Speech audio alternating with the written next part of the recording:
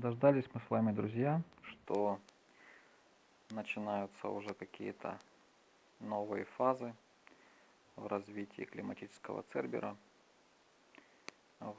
Ожидается значительное землетрясение в Китае, которое в зависимости от того, когда оно произойдет, оно может либо ускорить активацию супервулкана Йеллоустоун, либо пока может не ускорить. Все зависит от того, в какой месяц, на какой месяц от текущего дня это случится, так оно и будет. Ну, предположительно, если в течение первых 4 месяцев от даты записи этого видео произойдет крупное землетрясение в Китае, то это плохо скажется на Йеллоустоуне, и его активация ускорится. Если 5, 6, 7 месяц, если я правильно помню, то это будет чуть лучше, особенно если 6, 7 месяц. А если 8, то это плохо. Ну, короче говоря, в общем, там есть своя математика, есть своя цикличность. Ну, короче говоря, к сожалению, то, что рассказывалось на международном форуме «Глобальный кризис. Наше спасение в единении»,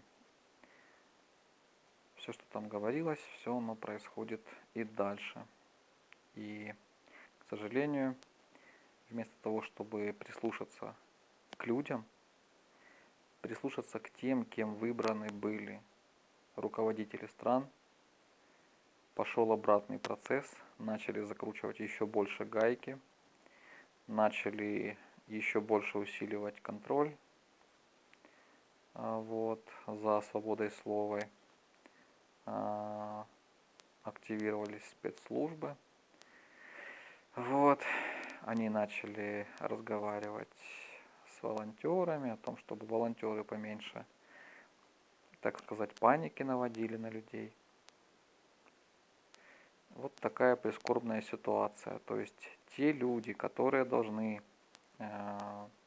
соответственно, своим же словам, соответственно, должностным инструкциям, которые должны служить народу, служить людям, которые должны делать все для того, чтобы люди не пострадали или пострадали как можно меньше, из-за того, что мы с вами до сих пор допускаем власть над собой, то все происходит абсолютно наоборот. Поэтому я очень призываю руководителей стран, очень призываю сотрудников и руководителей спецслужб. Задумайтесь, пожалуйста, над тем, что вы делаете. Да и вообще всех людей, если честно. Призываю задуматься над тем, что вот каждый из нас делает, а чего вот каждый из нас не делает. Потому что, понятное дело, не хочется верить в плохое, хочется просто ходить на работу, жить спокойно, заниматься привычными вещами, насколько бы они там нравились или не нравились, по крайней мере, это предсказуемо. Но понимаете, от нашего бездействия наша общая проблема, она к нам приближается, и ей абсолютно плевать.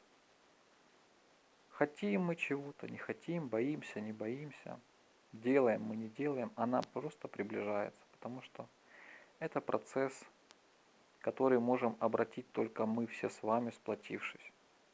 А вернее, этот процесс может быть обращен только в результате условий, которые мы с вами можем создать. А создать мы их можем только лишь объединившись вокруг идей созидательного общества, построения созидательного формата общества. Его можно назвать как угодно, но суть нового формата в созидании. Поэтому, понятное дело, что нужно делать для тех, кто хочет что-то делать, но не знает, с чего начать, либо он боится все делать, но хочет что-то делать. Ну, предположим, что из самого простого делаю я. Мы с ребятами распечатали календарики на 2023 год. С обратной стороны там просто созидательное общество и адрес сайта. С обратной стороны просто календарик. И вот я нашел такой супер простой способ доносить до людей вообще информацию о том, что вот есть какое-то созидательное общество. Просто беру и там у нас есть такой рекламный щит в лифте. Вот, и я в этот рекламный щит, там есть такой бортик алюминиевый, и я туда вставляю эти календарики. И люди их разбирают. Ну, потому что, почему бы не взять календарик на 2023 год бесплатно? Ведь все стоит денег. Вот. Вот, пожалуйста, самый простой способ. Ну, конечно, для этого нужны календарики. Но все мы люди креативные, умные, умудренные опытом, жизнью. Либо не сильно умудренные, но в любом случае у всех у нас есть ум, у всех у нас есть какая-никакая фантазия.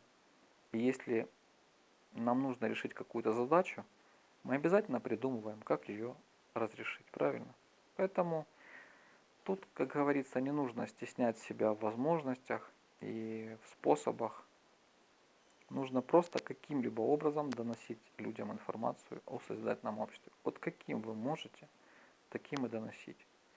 А те, кто препятствует этому, постарайтесь этого не делать.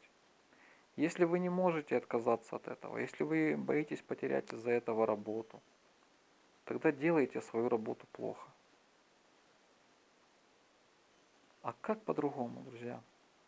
Нам же надо всем выжить, всем, понимаете? Независимо от того, что сейчас кого-то касаются катаклизмы, а кого-то пока еще не касается, кого-то касаются конфликты вооруженные, а кого-то не касаются, скоро они начнут касаться всех. Скоро это через каких-то несчастных 5-6 лет. Ну, может, чуть позже. Хотя я в этом сомневаюсь. Понимаете? А время летит неимоверно быстро. Вот сами посмотрите, время очень быстро летит. Очень быстро. И если мы это очень быстро летящее время не используем для того, чтобы сделать все от нас зависящее, хоть что-нибудь, хоть какие-то мелочи, для того, чтобы изменить формат общества с потребительского на созидательного, все мы с вами умрем. Вот так вот. Так что, если умножить 0 на 8 миллиардов, будет 0. Но если хотя бы 1 умножить на 8 миллиардов, будет 8 миллиардов. И вот представьте, если каждый из нас хотя бы одно действие совершит для того, чтобы построить созидательное общество, либо это информирование, либо разговор, либо еще что-то, либо просто даже для себя зайти и честно разобраться, посмотреть конференцию, почитать статьи на сайте, как бы разобраться, а действительно ли с климатом проблема у нас, действительно ли все так серьезно. Вот хотя бы это сделать, это уже немало. И если каждый сделает, каждый из 8 миллиардов сделает что-то, какое-то одно действие, у нас будет целых 8 миллиардов действий.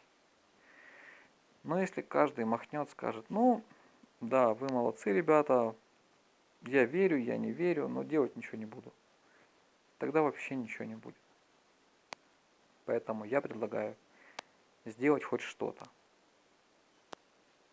Лучше всего делать хоть что-то с какой-то периодичностью, чтобы это вошло в привычку. Потому что когда человек начинает делать хоть что-то, хоть какую-то мелочь, он потом решается на что-то большее, а потом еще на что-то большее, а потом втягивается.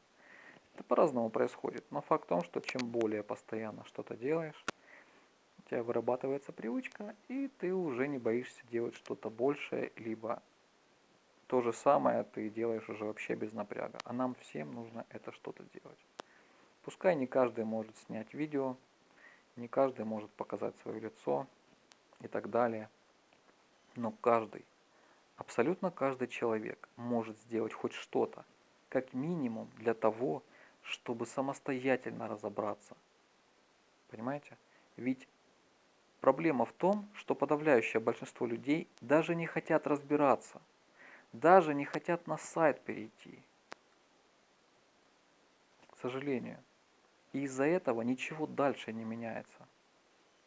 Вот так оно получается. Но нужно не отчаиваться, нужно действовать. Давайте верить в себя, верить друг в друга и верить в то, что у нас все получится.